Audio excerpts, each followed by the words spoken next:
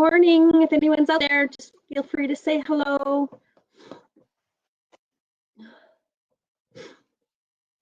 We're on our beach weather today. Not really.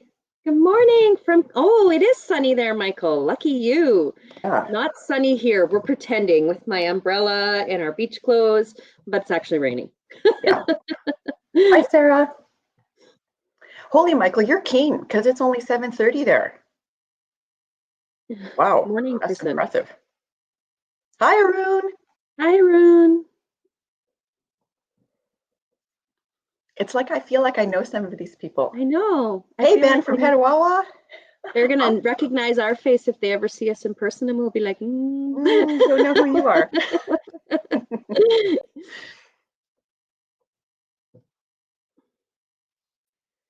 Typical morning for you? Oh, okay, well. I'm a morning person too, Michael. I'm usually up between 5 Hi, and Elijah. 5:30. Yeah, you guys are freaks. I was up because I was stressing about this presentation. Yeah. Rightfully so, apparently, because so many technical glitches. Yes. Oh. Once again, I took back the power. Heather has the power. Apparently, I'm not allowed to play by myself. I'm still on training wheels. I think what you did was you joined the room before you set it up. You can't do that. Did you do that? Yeah, I'm supposed to click on the name, not to join. Yeah. Now I know. Now I know. Hello, Ilana from Halifax. Hello, Ilana. Elijah, I love that name, Elijah. Yes, I do require maximum supervision.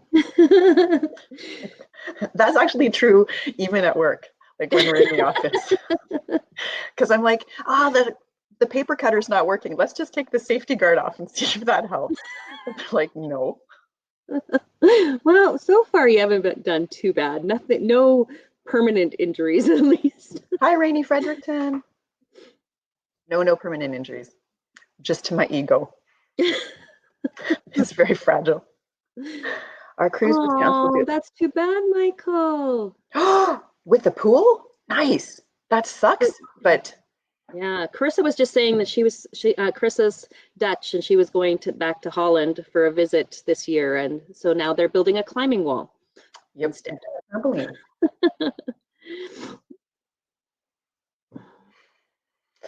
Yeah, such is life with.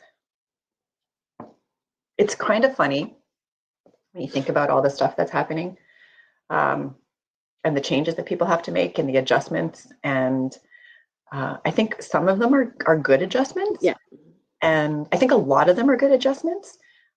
It's just wrapping our heads around that. Hi, Melissa.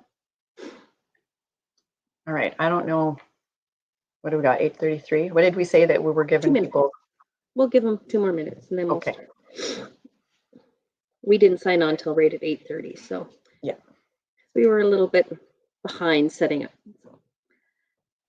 Well, when my husband and I, it's just not, don't have to send gifts or anything, but it's my anniversary today. And my husband and I got married in May, obviously, and we built a garage that summer. Yes, we're in Alberta. Yeah, Edmonton. And we almost got divorced, like 3 months after we got married. But everything was fine until we did the shingling. And then the shingling, that was it. It was like, okay, one of us has to get off the roof before they get pushed off. Thank you. So what I want to say, Michael, is if you're building it with your partner, you may want to practice these skills early on. Don't end up sending her onto some kind of cruise that's like, arrivederci, bye-bye. Like, I got to do this by myself. My old boss used to say that hanging wallpaper was almost the end of his marriage. Oh my gosh. I think if anybody wants to hang wallpaper in my house, I will have to kill them. So that would be the end of the relationship anyway. I had to take wallpaper off every wall in my last place I lived in because there's a little old lady that lived there before me and a different paper on every wall. And it was a nightmare. So I will never hang wallpaper again. No.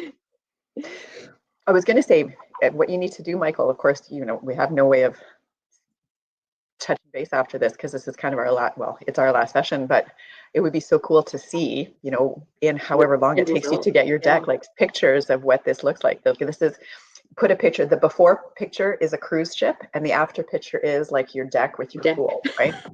And that'd be really cool. Sort of like a cruise ship. Sort of like, but it's forever, right? You get to enjoy that all the time. So, all right. Well, I think that we'll go. Heather and I, as in our run-throughs, I think we're going to get you guys out. Hopefully, I'm not even going to say that because the way that things have gone so far this morning, I'll just be lying. So, welcome to the last of our 3-part session on communication. And finally, today, we're going to be diving into the deep end, hence why we are kitted out in our goggles and swimming gear, because that's what we're doing. We're diving into the deep end. And hopefully you guys will dive on with us. So the previous session started us out on this journey of conversation by looking at some of the things that keep us from having good communication. So when we're armoring up, when we're carrying our 20-ton shield, when we're not listening, all of the things that we need to do to be able to prepare for a conversation and that doesn't happen. And so we sort of shoot ourselves in the foot before we even say the first word.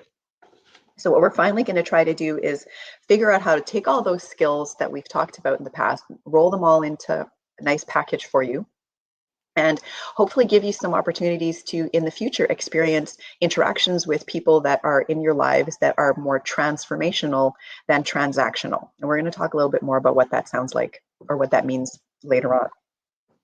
Dr. Tim Baker, from whom we borrowed much of the content for what we talk about, says that relationships are basically built one conversation at a time. And that's very true. And Heather's going to have a great example of that later.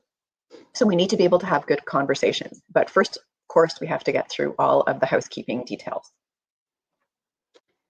So I know that most of you have heard this before, but we're obligated to go through these. So the presentation that you're about to view is the intellectual property of the Department of Defense. Any reproduction or retransmission of the slides contained in this presentation is strictly forbidden. Some of the topics that are going to be discussed, not necessarily in this webinar, may be of a sensitive nature. So just make sure that who's ever in the room is okay to hear it, and parental discretion is advised. And as always, we really love participation. We love all this chat. Oh, that's okay. Thanks anyway, Cappy. We're happy to have you as much as we can have you. But everybody has stories that are their own. So we just ask that we respect that, and anything that is being discussed here in the chat stays here in this room. You are by no means obligated to participate in the chat, although we highly encourage that, because the more participation, the more everybody gets out of it. And just a reminder that this webinar is being recorded and it will be available for viewing later on CAF Connection. We're still trying to sort out those links. The YouTube channel hasn't been set up yet, but I know that some of you've got questions and I think I have the answers, but as I say, this morning's not been going well. So we do want to encourage as much participation as possible, but certainly if you want to limit that because of the recording aspect, you can certainly follow along without using any of the chat, video, or microphone options. Okay, and as always, we're going to ask how everybody is affiliated with the organization. So we'll just get you to let us know which area of D&D you belong to. Lots of serving members this morning. Nice. Okay. I'm glad to see family member. That's awesome. Yeah. Great. Thank you very much. That's just for our stats so that we sort of know who's joining us and if we're doing a good job of reaching out or not. All right. So as I alluded to on the title slide, the last two sessions we started looking at positions and how we sometimes choose the position as the hill that we're going to die on instead of letting ourselves dig a little bit deeper and go down below the surface of the water. And that's partly because of the fear that we have of exposing our vulnerabilities because of that 20-ton shield that we're hoisting around. Even though if we were to be a little bit more vulnerable with letting people know what's going on with us, it would probably have a much more positive impact on the communication that we're having. We looked at the importance of listening and how important it is to get to a place where we really want to hear what's going on with the other side of the conversation. But we have to do that first by letting go of our need to be heard, which is sort of counterintuitive, but we recognized and saw that the pleasure of being heard wants or makes a person want to reciprocate that. And so once that sharing happens, that sharing of the pleasure happens, you're really able to have that conversation and kind of find out a little bit more about what's going on. Mr. and Mrs. Potato Head reminded us that we have 2 ears and 1 mouth, so we need to listen twice as much as we talk. But part of the challenge of that has come from the fact that we've never really been taught how to be good listeners. So we learned 4 tips from a cute little video to remind us that we need to egg people on, to encourage them, that we want to ask for clarification so that we know that we're on the right track or on the same page, to not moralize, which is hard for us because we are very judgmental people by nature, some of us more so than others, and to make sure that we separate disagreement from criticism, because I can absolutely still value my friendship with Heather and completely disagree with what she's saying. Those two are not connected, right? We need to be able to separate those. And fortunately, those are skills that we can all learn and get good at. So the thing that we sent you off with was a handout that was hopefully going to give you some opportunities to do that, to ask some questions so that you could hone your listening chops a little bit. So we're hoping that you had a chance to maybe try some of those things out with your family and friends over the last week. So if you remember, if you were here last week, we gave you the conversation starters last week to work with.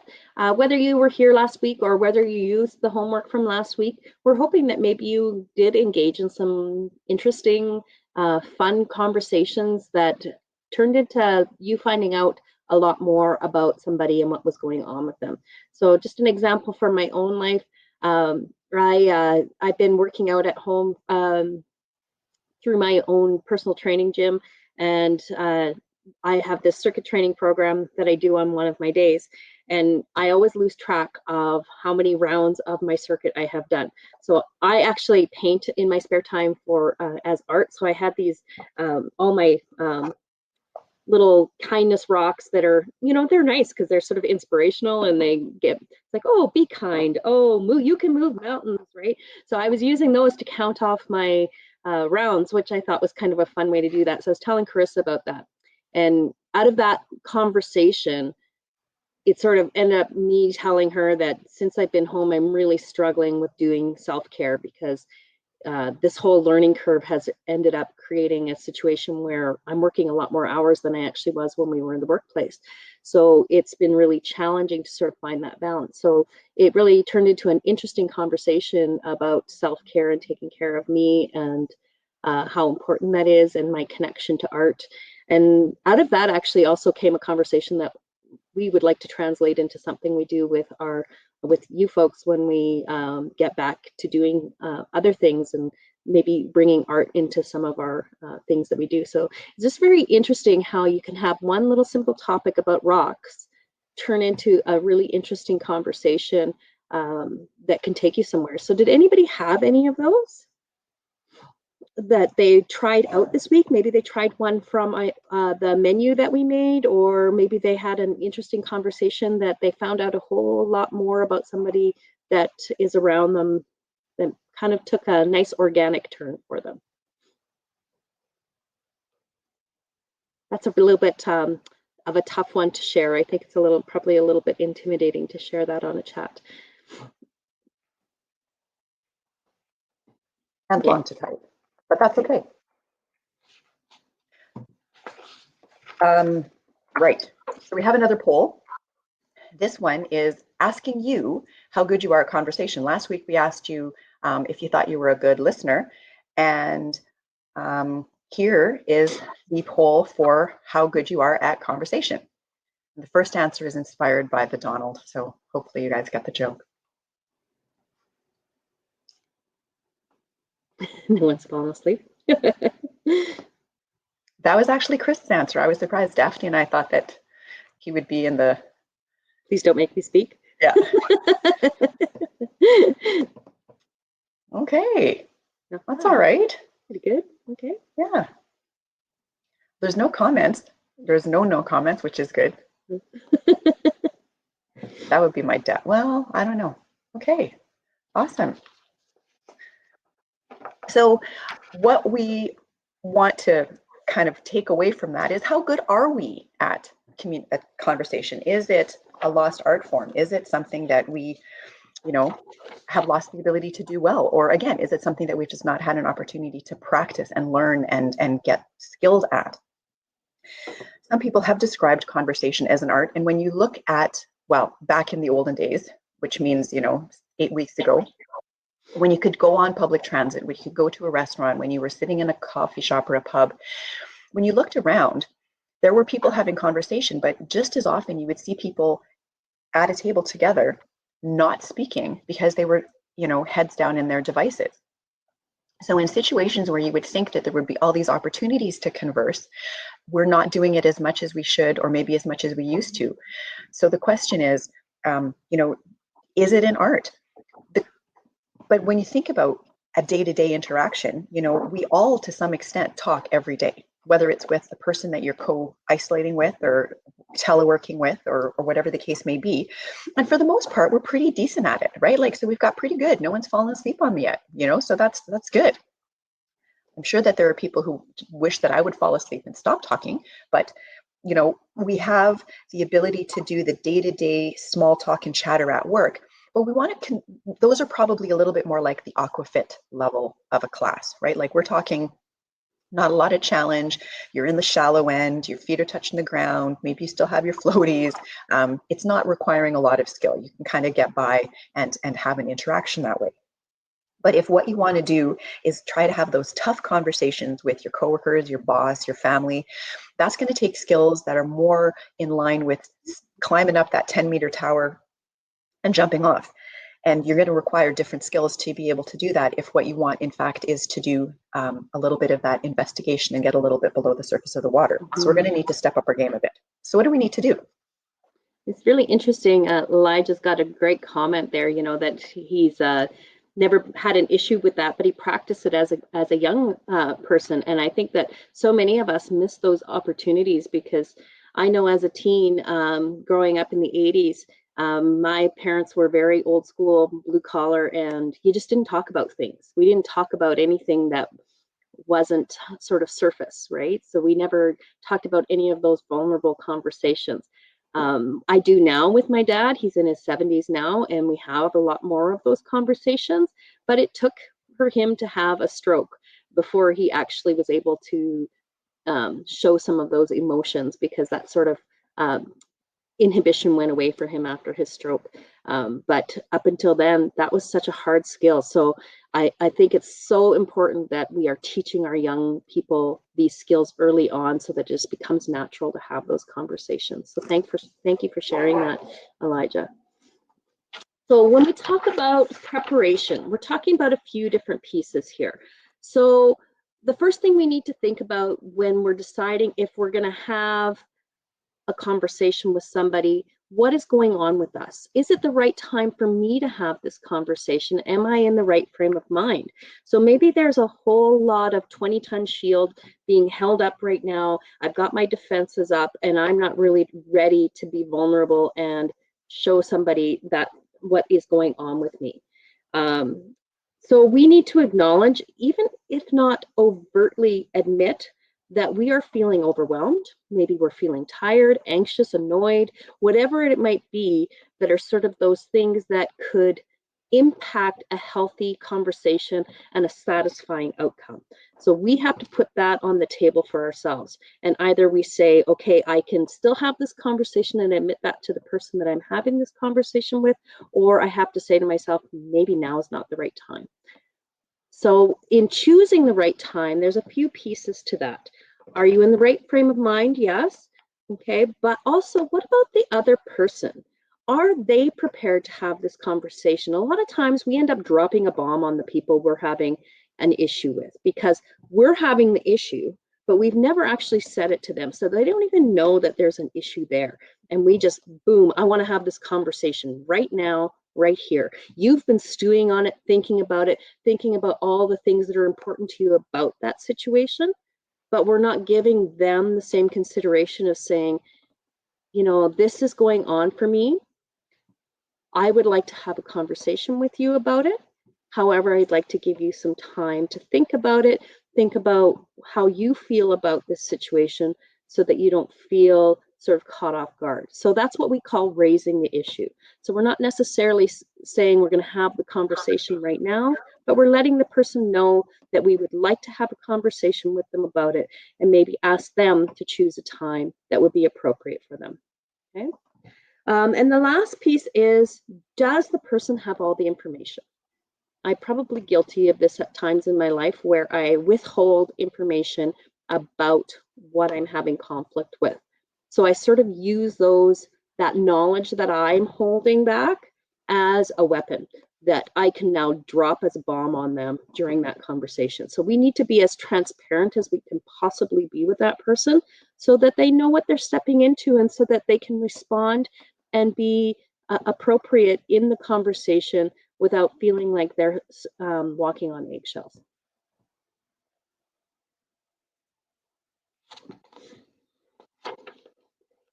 So we've talked a lot about trust and vulnerability. I love my little rubber ducky sitting on the edge of the deep end. You know, a lot of us just don't want to jump in. We would rather sit on the sidelines than ever jump in the water and experience what it's like to be vulnerable, because God forbid there's a shark in the water. But we miss out on a lot when we do that.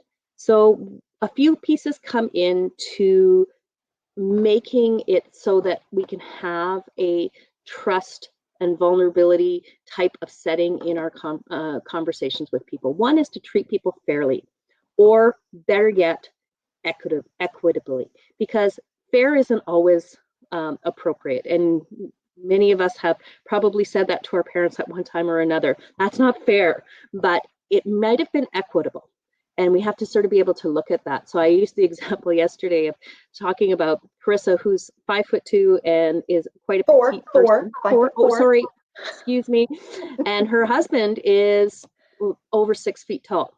So she bakes a beautiful chocolate cake, and they both have a piece, and his is a little bit bigger. Is that equitable? Probably, because he needs a little bit more fuel than she does. So it may not look fair because his piece is bigger, but it's equitable. So if that makes sense to people, we oftentimes think everybody has to be treated the same, but we're not the same. So we want to be treated with equitably in those situations. The other piece is to think about the other individual and cut them a little bit of slack. They also have a 20-ton shield that they are carrying around, and there's a lot of stuff going on, and they have their own story that we don't always know. In fact, most times we don't know. I think all of us withhold something from the world that's ours alone. And so we never truly know somebody's deep story. So we need to cut them a little bit of slack and maybe put ourselves in their shoes for the moment and recognize that there's things we don't understand. We need to be as transparent as we can possibly be clear about what we're trying to say, and be as honest as we can. And that is the hardest thing that we can do when we're having conversations, because it's really scary to show that side of ourselves. So we need to be authentic, and we need to drop that shield. We're not, we're going to watch a little clip from Brené Brown in a minute, and she had this great quote in the clip later on that we're not going to watch, and I wanted to read it to you guys. So many people are choosing to live disappointed rather than live joyful and risk being disappointed. Isn't that true? We are so afraid of being vulnerable that we would rather go through life sort of feeling just okay rather than feeling really joyful and putting ourselves out there and fearing heartbreak. Right. And I think a lot of us live like that. We can have this issue going on in our most significant relationship we have with somebody that goes on for years, because we're just so afraid of raising the issue of what might happen, that we might destroy something, that we'd rather sort of live in this meh kind of situation than possibly experience true joyful happiness. So this is the clip I'm going to watch. So I don't know if you can. Yeah, I can do it. Do this? Okay, good. Then you're going to have to take over. I just want to say we get a chance to meet. I just want to say we get a chance to meet a lot of people. Where we need to be. We're not going to watch the whole thing because it's 9 minutes. It's 9 minutes. We're just going to watch a little clip of it. It's really good. Conversations in life and break them open. What's on that list? I think vulnerability is the big one because it is the center of everything. And for me, I just had this moment where I was at Fort Bragg doing work with special forces. And and vulnerability is just uncertainty, risk, and emotional exposure. That's all it is. Wait, let me process that. Yeah. So to be vulnerable is to feel uncertain, at risk, and emotionally exposed. Okay. Like someone can see your emotions and you can't control. It's terrifying. Yes, you can't control what they make of them. And then I asked these soldiers a simple question. Can you give me an example of courage, one example of courage that did not involve uncertainty, risk, and emotional exposure? And there was just silence until one guy stood up and said, 3 tours, ma'am. There is no courage without vulnerability. And now I've asked that question to 10,000 people. And, and to the listeners today and to you and to anyone in this room right now, give me an example of being brave that didn't require you to wrestle with vulnerability. It just doesn't exist. And, Brene Brown is with us. Her job is to change our lives. You also talk about... sorry, I'm doing Kathy, 2 things at the same time. Yeah. So, Kathy, on our... oops. I think I just hit the wrong one. It's in there twice for some reason. Uh-oh. Okay, we may end up at the beginning. Sorry, guys. That's okay. So, Kathy, you wanted to see that one, that video. It's right here if you have time to jot it down. If you don't, please feel free to email one of us at the end. Yeah. Taking pictures always faster. So I just really love Brene Brown. She's actually a researcher that researches specifically things like bravery and courage. And it's very interesting because the concept of bravery and courage within a military environment is very different than when we're talking about bravery and courage in communication. And yet there's so many crossover links there. So I love the example that soldier was just able to get up and say, hey, we can't go out into the battlefield without being vulnerable and being open with the people that we're out there with, because you're putting yourself in such a difficult situation. Thank you, Elijah. Courage without fear is not courage. Absolutely. Yes. Yeah. So if we can translate, or you can translate, those of you that are serving members, that courage that you're able to take into your work and take it into your relationships, what a powerful tool, right? So we're talking about all the relationships, right? Like not just the ones with your significant other, your partner, your family, but we're even talking about with your coworkers, with your troops, with the soldiers that you work with, airmen, I was going to say seamen, but is it sea people? I don't know. Anyway, somebody fix me. Wow. We work on an army base. Can you tell? Yeah. Yikes. Seamen. Okay. So so just to be inclusive is what I was trying to do badly. But I think that a lot of people get stuck into that way of, well, this is how I've always been talked to. This is how I'm going to talk to my coworker. And it takes courage to say, no, you know what? I'm not. I'm going to give that guy the benefit of the doubt. I'm going to cut them some slack. Yes, I can give them a blast of shit and tell them that they're doing a crappy job, but then I'm going to turn around and say, okay, so what gives? Tell me what's going on, and have that heart to heart and allow them to see that you are open and willing to hear what's going on with them, because you still have to do your job. There's still accountability that's there, but you can open up and change the way that those interactions happen. And I think that that's where a lot of the courage comes from. So when we're at work and we're talking about culture change and those kinds of things, and people don't like hearing that, and we're not saying that the culture needs to be changed, we're just thinking maybe there's some things that we can do differently that will really help people to be better people, better soldiers, seamen, airmen, and that translates into everything that we do. So when we're talking about accountability, when we're talking about like what is your role in this, we all have a role. So one of the people that we also relied heavily on for the development of this presentation is Candace Bertotti. She's an adjunct lecturer of public policy at Harvard. As a master trainer with Vital Smarts Australia, New Zealand, and is a negotiator. So she knows a couple of things about crucial conversation. So when you're having a conversation that's going to be important, that is an important topic to you, chances are good that it's going to be hard. So Candace says that what you need to be sure of is that your opening, that first couple of 30 seconds-ish, is crafted in such a way that the person is going to want to listen to what you have to say. You have a little window where you can invite them in by providing them with some information and then allowing them to know that you're okay with whatever their response is going to be, because you're trying to get below the surface of the water, right? Like you're trying to understand. With that example of you give the guy a blast of shit and then say, okay, so tell me what's going on. You know, we don't want them to get stuck on that position that they're defending. We want it to be open. So she's got some tips for getting there. And the first one is to start with the facts as you know them, because the facts that you have are always only as you know them, right? Until you are disproven on some level. Share with the person why those facts are a concern. And this is the key.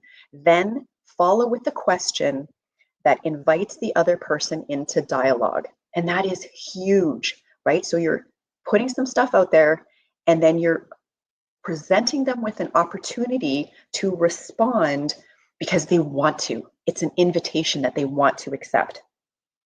You have to be really remembering that what your goal is. You have to be clear with what your goal is, and that is to encourage someone to share their view. It is not to compel or convince at this point.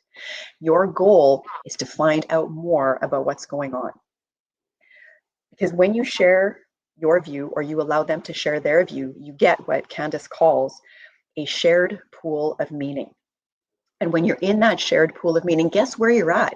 You're getting closer to that common interest. You're getting to a place where you now can move forward from. You're able to draw your own conclusions based on the information that they have given you, and they can draw their conclusions based on the information that you have given them. When you're presenting that 30-second opening, you need to be confident in your approach, saying, you know what, this is really important. I really need to have this chance to talk to you, blah, blah, blah, here's why. But you also need to be humble, because you don't have all the answers. You are not the problem solver. You need to be genuinely curious as to what their view is, and you need to be able to really share that with them, share that curiosity, really convince them that you really want to know what's happening. So you're going to be both confident and humble, and that means that what you're going to get is likely that opportunity to, again, have that dialogue. The last piece, and this is something that she's not said specifically, but we know from what we do and in intercom and the different communications pieces, is the language that you choose to use. We have a tendency to, when we're in my position and you're in your position, we're looking to defend that. And when we're defensive, we're looking kind of like this, right? Sort of, this is, all of this is about you. But then we got these three little guys pointing over here at me, which brings us back to the whole notion of accountability. So one of the things that we want to do is not make people feel defensive. They're already in a defensive stance, potentially. We don't want to make them feel more defensive. So the word that we want to avoid at all costs is you. And it's really a lot harder than you think it is, because we have this tendency to look at things from solely our perspective. And so it's like I, me, you. And that gets people's backs up. So we want to try to avoid that. So slipping back into our example from before, if I say, why did you spend so much money on groceries? It's going to get me a completely different response than if I say, I'm really stressed out at how much money was spent on groceries today. Can we talk about this? So one points the finger, the other speaks to how it impacted them personally, and there's a question that invites conversation. So and that's how it's challenging to do this. Like it's very difficult because we're so accustomed to saying you, that we have to think about it a lot in order to find a way to word it in a way that is going to put them in an inviting place.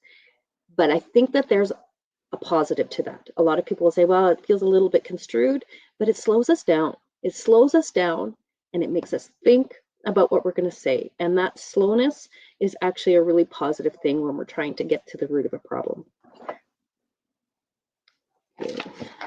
So how do we survive swimming in the deep end?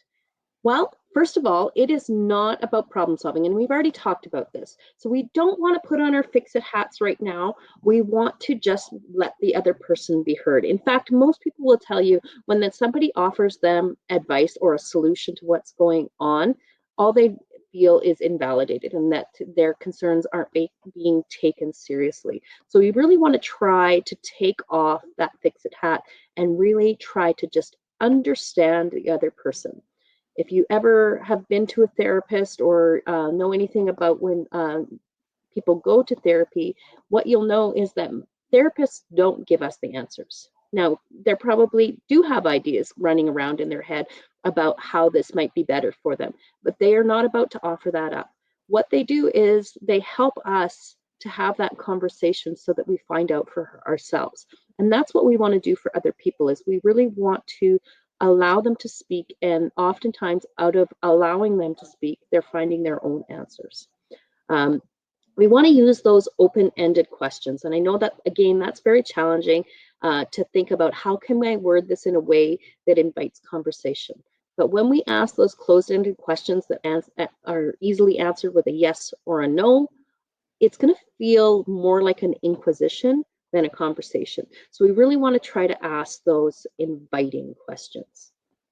Okay, thank you. Good. Yeah, that's awesome. I Giving like them that. the option. Yeah, for sure. Yeah, that's good. Because, Yeah. you know, sometimes if it's, you know, a burnt out light bulb, I want my husband to just fix it. Yeah, or a spider or a heavy Yes, thing. so those are positives for sure. Yeah. So remembering not to have your questions sound judgmental either, because we can ask a question that's open, but it also still sounds really judgmental. So watch your tone, watch the way in which you're saying it so that it's an invitation and not an accusation. Okay? Think slowly, okay, but think quickly. Oh, interesting. Interesting. Okay. Yeah, I like that. And then the last thing we wanted to kind of go through with you comes back to Candace Bertodi. She uses the idea that we want to be concise. So we're thinking again back to our last webinar that we did last week when we were talking about our Mr. Potato Heads and talking, listening more than we talk. This is kind of pulling from that piece. When we're asking questions and when we're doing those invitations to have conversations, we want to keep it short and we want to keep it concise so that they don't feel we've taken over the conversation. So be concise, keep it to about 30 seconds. So what Candace suggests is 1 or 2 statements of fact about the situation, okay, as you know them. Again, we're only speaking from how we are viewing that. 1 sentence of the story, okay, and 1 question. So if we go back to the example that Carissa used last week about the grocery shopping and going over budget, it might sound something like this in asking that question. I thought we understood that we were following a budget and that we needed to stick to the grocery list when we went to the store. I see from the receipt that we are way over. So those are 2 statements of fact as we know them, okay? What is your understanding of how we are making sure we are going to stick to the budget? So we're asking that question in a way that's going to invite conversation and we haven't done any accusing, okay? So And what we could have actually done is we could have stuck in a sentence on the impact, right? So the first 2 statement questions, and then there could have been a statement along the lines of, like that I had used before. It really stresses me out when we spend so much money, right? And then what is your understanding? And yes, the word your is in there, but we're asking about their understanding. So we're not saying you like it's semantics, but there's a difference between your understanding, which I'm asking, as opposed to you blew it again, right? So that's where we're trying to.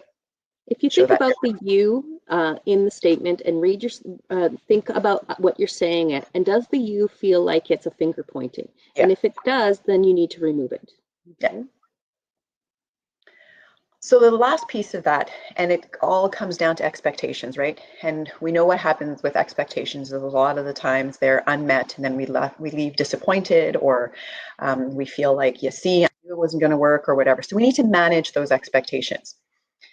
And it works both ways. And I was thinking about this, and it was keeping me up last night because I was like, I need to change that slide, but I had already sent it to Orsolia and I didn't want to send her yet another version. So what I want you to think about is when we're looking at these statements, what are our expectations? What do both of us expect out of this conversation? We need to have come to some kind of,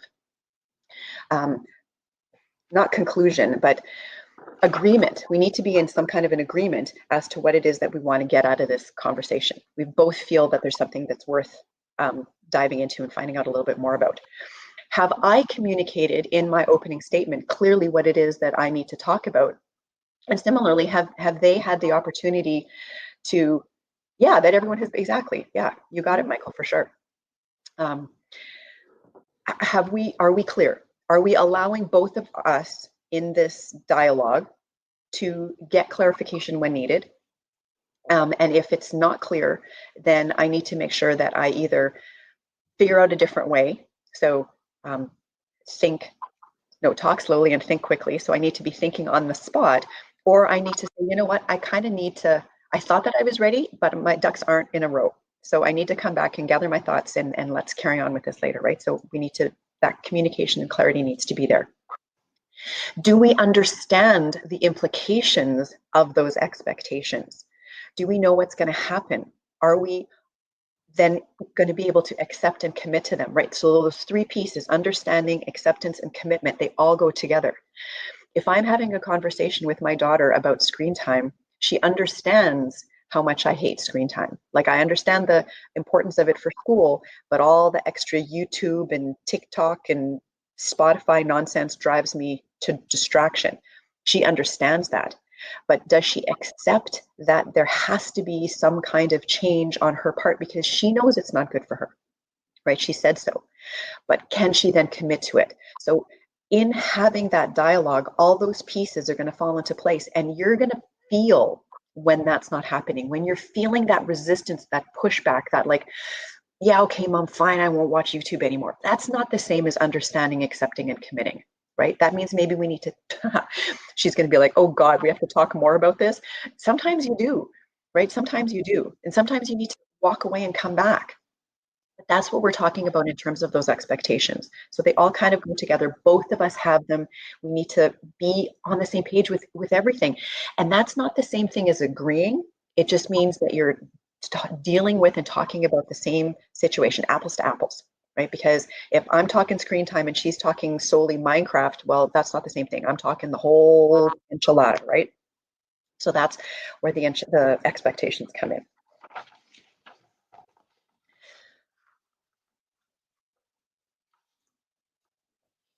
The kind of final piece that we want to really hit home is in all of this, because it's deep and it's heavy and you have to think and you need to use your words and you have to be careful. And we're not talking about sugarcoating, beating around the bush, not laying it out the way that it is. We're not saying any of those things. We don't want people to feel that they have to walk on eggshells. We just want people to be kind in their statements and in their words. If there's a problem, it needs to be addressed. It needs to be resolved, right? But in that, we need to be genuinely appreciative and curious about what's going on with them. And that genuine appreciation is something that's a little bit hard for us to accept sometimes. When they do a survey at work and people ask employees, like, how satisfied are you with the level of appreciation that you get? A lot of times people say, oh, well, we don't get any. But it's kind of like getting a compliment. You know, sometimes we do get appreciation, but maybe it doesn't feel as sincere or as genuine, but it's there. And so if someone says, hey, you know, I really like your hair today, you're like, oh, well, you know, it's just flat from the rain, as opposed to saying, you know, thank you very much, right? It's the same kind of thing with appreciation. Sometimes we get it and we're not necessarily recognizing it as such because it wasn't maybe the way that we would have given it. So we need to be, again, cutting people some slack. Some people aren't good at saying thank you, but you know what? That's the easiest way. So the easiest way to be appreciative is to say thank you for things that we might not necessarily have said thank you for before, that we've just taken for granted, because that's the other piece of communication that sometimes there's this bitterness and resentment, is because we feel like we've been taken for granted. So, you know, remember that We all need that appreciation. We miss it when we don't get it. So we just need to get good at saying thank you more often, being genuine about it, and doing it more than we maybe think is needed, because you can't really say thank you too many times. You know what I mean? Her other tips, Candace Bertotti's other tips on how to have authentic conversation is be genuinely curious, not I want to get as much information on you as possible because I can use that to my advantage later. That's not what we're talking about in terms of curiosity, right? We're talking about genuinely curious about what is happening right now and how we can fix this or move forward or use it to grow with or whatever. Really want to know the answer. Because what you're trying to do is connect with that person, right? Whether it's the person that you just gave a blast of shit to, you still need to connect with them. You still need to find out, what can I do to help you to reach your potential? And in order to do that, you need to have connection. Because what we want are interactions that are not transactional, right? Not like, do you want fries with that? Yes, please. Here you go. Have a nice day, right? That's a transactional interaction. We want something that's transformational. We want that person to know that you care enough that you gave them that blast of shit because you do have their best interest at heart. And that's going to transform the relationship that you have with them, because now they know that they can come to you if they've got questions or challenges or whatever, right? So that's what we're trying to strive for, is that connection, so that we can have those transformational types of interactions with people.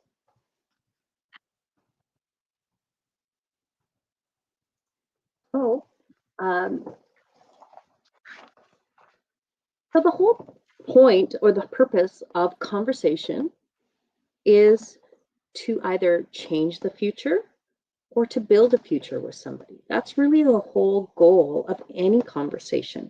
If you look at any conversation you've ever had, there was something there that we wanted to either move forward, end, or change. So think about the people that you're now friends with. Maybe you met them at work, and on the first day you started a conversation with them and you like that person and now you've become friends. That does not always happen. Maybe you met them and you didn't like them so much and you've become people that have to work together and find a way to work together efficiently. But either way, it's a relationship that you have built of some kind. Maybe it is the cute person that you met at the coffee shop and now they're your spouse. Maybe it's the person that you met at the dog park that's now your best friend. Those all started with a conversation. You didn't just walk up to that person and say, hey, be my best friend. Although little children tend to do that, we don't tend to do that as grown-ups, and it probably wouldn't go over very well if we did. I think you'd have people probably running very quickly from you if you were running around telling everyone, I like your hair, I want to be your best friend, right? But that's the idea, is that every conversation we have is taking us somewhere. But these three sayings here, learn from the past, live in the present, plan for the future, they're so key in having quality conversations. If we are stuck in the past when we're communicating with somebody, we're not truly listening. We're not truly present. We're thinking about what happened before.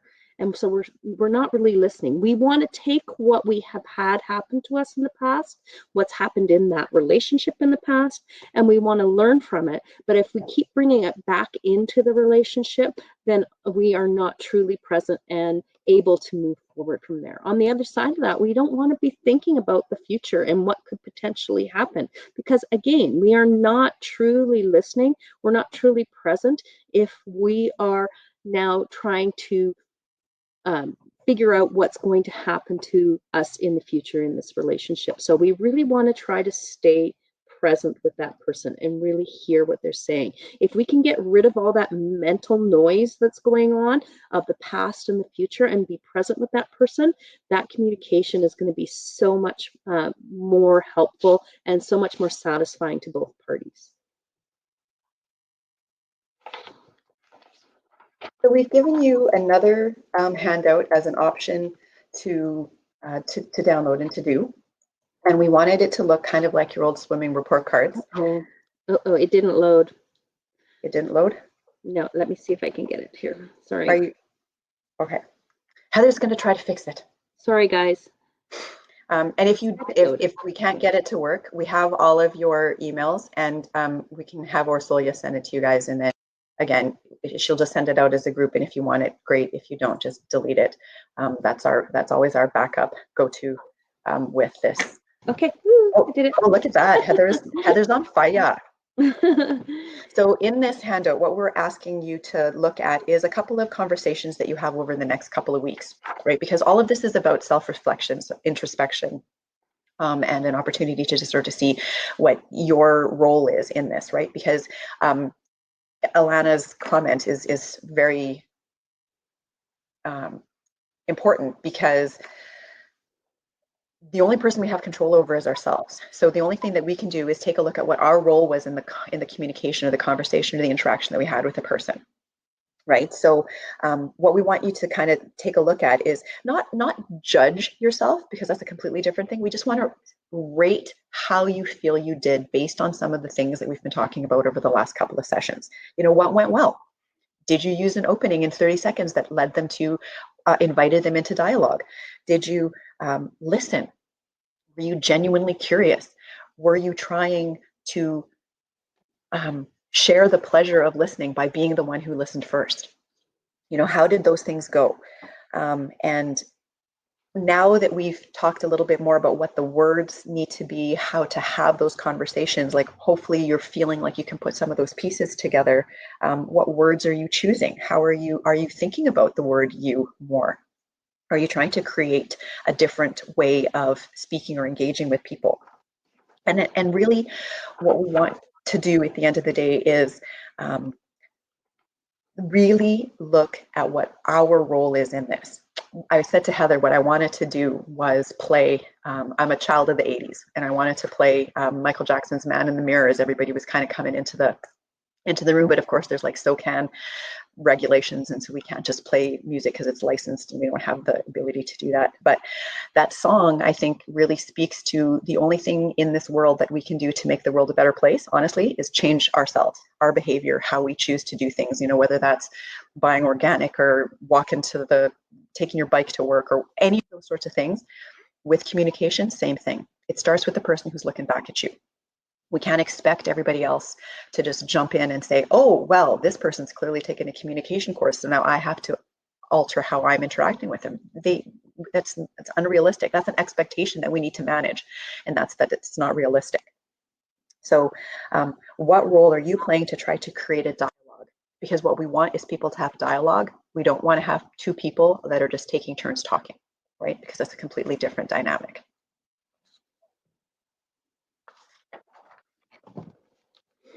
So, sorry. So the resources. This week actually, and we did have a slide in it, but I took it out because it just didn't really seem to fit. This week was Mental Health Week, and I don't know how many of you have seen the notes that you've gotten maybe from CFMWS or the DND side of the house, but they had, it was hashtag Let's Get Real. And I think that really is so perfect with what we've been talking about today and the last couple of weeks. And the example that we had given was even something as simple as when you see somebody at work walking down the street or whatever, maybe at work a little bit more realistic, what is our go-to greeting? It's, hey, how you doing? But do we want them to answer honestly? So maybe what we need to do is we need to get real. And if we don't have time to really hear what they have to say, maybe we just say, good morning, nice to see you. Hey, how's it going? Just, hey, right? So if we want people to be real, then we have to start by being real. So we wanted to put a resource on the sheet, but it's too full. So check out the Let's Get Real resources that you hopefully have on your D1. And remember that we've got our SIF map number for folks who need maybe a little bit more support. The family information line, we got one family person on the line, and we were thinking about all the families who are, having their partners deploy to Ontario and Quebec to help with the long-term care. So, I mean, that's scary in a whole nother way because it's a different danger that they're putting themselves in. So, if people feel like they need support with that, there's that line to give them a little bit of assistance with. And we sometimes forget about our kids. Those of us who have kids, we've kept them inside for as long as we've probably had to keep them inside. It's not because it's a fun snow day, right? It's for a whole different reason. So remember to check in with them and see how they're doing. And if they're of the texting age and generation, that 686868 is a great way for them to start to learn that it's never too early and they're never too young to reach out for help.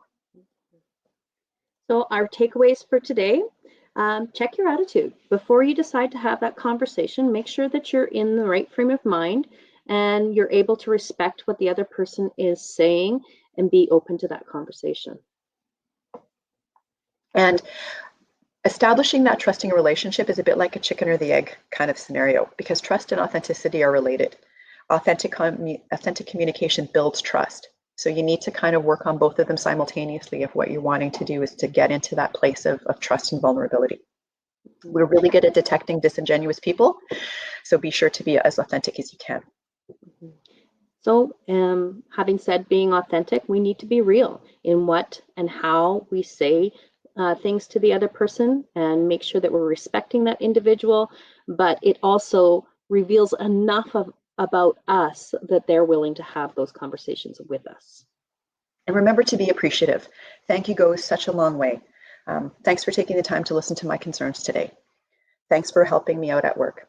Thanks for going the extra mile. I know how busy you are, right? It doesn't take a lot. Just a little bit of one sentence can go the world of difference to helping them feel like they can maybe lower their shield a little bit.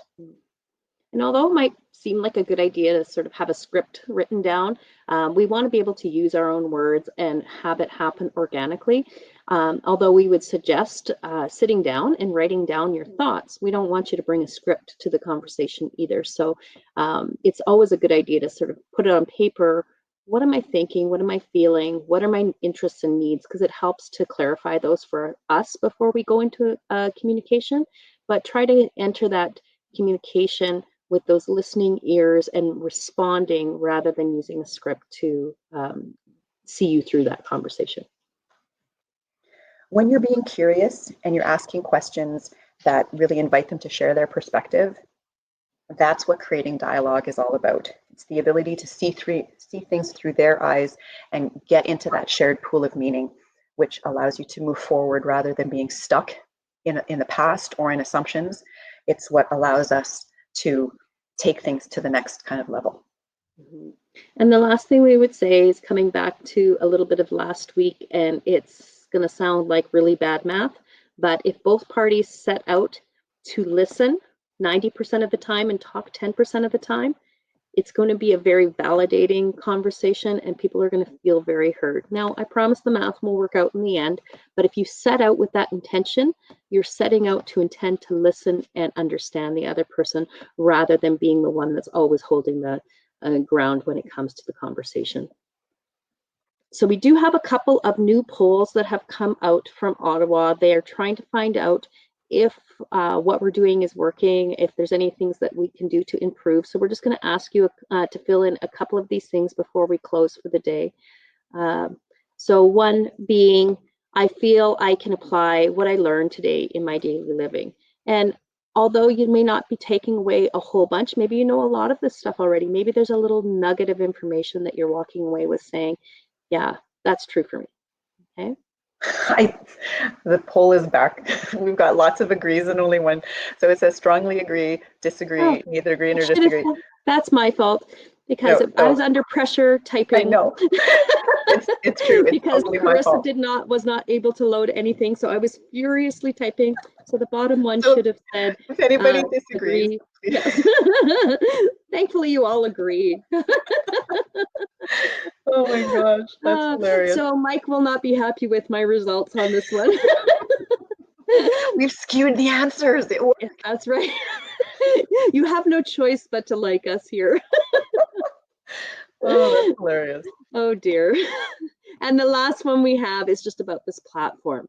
So bearing in mind that we have some pieces that we really need to stick with when it comes to our platforms, being the Department of National Defense, we had to find a platform that was going to meet all security measures, and this is the one that they landed on. But if there's something about it that really disappoints you, then just let us know, and hopefully they can find something that's going to work better for us in the future if you're not liking it. We don't mind it, but we're only speaking from our side of the house. And we apologize if you guys were really wanting to like be on camera and on microphone. And I don't know why we sort of unilaterally decided that we weren't going to let you do that. So if that's something that you would have really appreciated more, then by all means, because Heather and I are planning on doing some more in the future. So yeah, if you'd like to have more of that like screen time, then we can certainly, when we were only speaking for ourselves, we don't know what the other facilitators are doing necessarily, but yeah. Okay. And that is it for us. So thank you for joining us today, everybody. Hopefully you'll watch out for Carissa and I in the future. We probably are going to take a different route and do some of our other core program areas when we move forward. I know Carissa is talking about doing a sleep and a stress for us in the future, but we don't know when those will get scheduled. So you just have to keep an eye out for our names. If you are wanting something to send to your CO, I know that's been a question that's been asked. What we can do is we can have you email us, and I will put in our chat our email addresses so that you can email us and we will send you off a confirmation to your CO if you like. Yeah, we don't have official certificates because these, like when you take intercom as an example, it's 2 days, there's like role plays, there's like, really kind of in-depth stuff. So it's a completely different experience than, what we were able to put together in a series like this. So the mighty codes and the HRMS codes that we would be able to give normally when we're having regular classes and courses and workshops, they just don't apply in kind of this environment. But certainly we can absolutely, yeah, a certificate of participation, yes. That's, we can like super plain, like it's not going to be fancy. It's just going to be basically saying art of communication or whatever it was called. So and so participated. So we can definitely do that. It's my present. Yeah, it's just not going to have the HRMS codes that we would normally be supplying when we're in a classroom. Yeah. So yeah, just email us, everybody, because that's where they're at. They're sort of still feeling out how they're going to proceed with that, but we are happy to send a confirmation to your CO. So email us and we can do that for you. Okay. I'm writing Arun's down. Where did it just? Oh, it was there and then it was gone. Arun, you're so quick. I didn't catch it. Okay, thanks. Fitness with Arun at outlook.com. And Ilana, I have your email, so I can send that certificate confirmation to CO. Okay. So yeah, I can absolutely do that as well. And if you want ones for the ones last week, feel free to just let us know that as well, because I know that that was a question that got asked last week and we weren't able to respond appropriately to it because we didn't really know what Ottawa's stance on that. So. Yeah, so what we'll do is we'll make it for like I'll make it so that it lists the 3 that were in the series. Sure. Yeah, does that work? Okay. Yeah, so that's what I'll do. So if there's anybody else who needs that, you've got the emails. Thank you so much for participating, everybody. You guys were super fun, and it was nice seeing the names. Yeah, I can send it to you directly because I have your email, Ilana, for sure. It was nice seeing the familiar names pop up, and hope that you guys stay safe, stay healthy, stay well, and we look forward to maybe seeing your names pop up on ones that we're doing in the future. So take care, enjoy the weather wherever you are. Good luck on the deck, Michael, and happy weekend. Happy Mother's Day for those of you that are moms. Oh yeah. Awesome. All right, everybody. Thanks, Ben. Ben from Petawawa. That's so cool. All right. Okay. Good job, everybody. Bye-bye. Cheers. Peace out. Bye, Heather. Bye, friend. Hey, I don't know if we're having a meeting, are we?